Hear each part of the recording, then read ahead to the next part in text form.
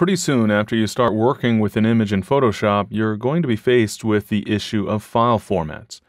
And there are many file formats available to you. I'll go ahead and choose File, Save As from the menu, and then I'll click the Format pop-up so that we can see the wide variety of image file formats we can choose from. It's a long list, but you don't have to worry about most of these options. And in fact, generally speaking, there are only maybe 3 or 4 file formats that you even need to be aware of when working with your photographic images.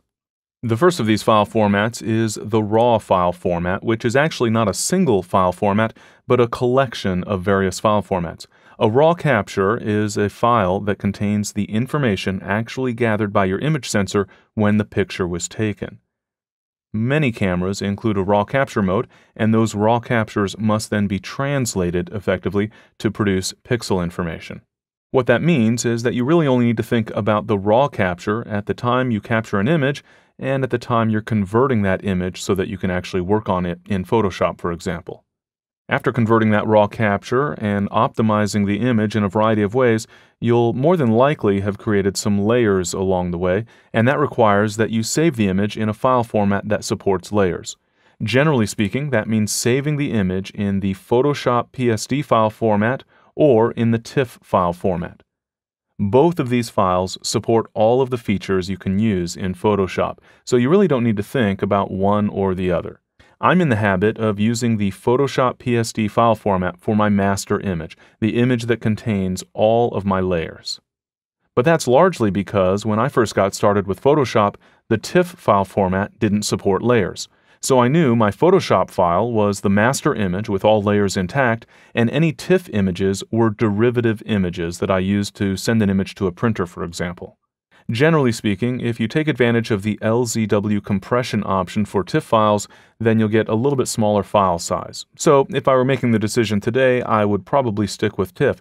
But now I have it in my mind that a Photoshop PSD file is my master image and the TIFF file is my derivative image, and so I continue saving my master image as a PSD.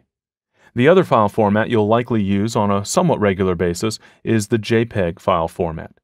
JPEG files are always compressed, and that always causes some loss of quality, but it also means the file size will be considerably smaller.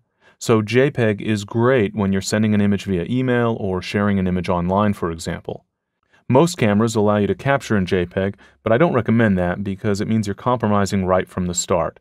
You're not able to take advantage of high bit depth, you don't have the conversion options that a RAW capture has, and you have some compression applied that will reduce the overall image quality. So think of a RAW capture as your original starting point. It's your original capture out of the camera. Think of the Photoshop or the TIFF file formats as a file format appropriate for a master image or one that's intended to be printed. And think of the JPEG file format as a great option when you're going to share images online. That makes 3 or 4 file formats that you need to be aware of. The rest of them here you can really forget about, at least for the time being. As you're getting started in Photoshop, you might as well keep things as simple as possible, and restricting the number of file formats you actually put to use is certainly one way to do that.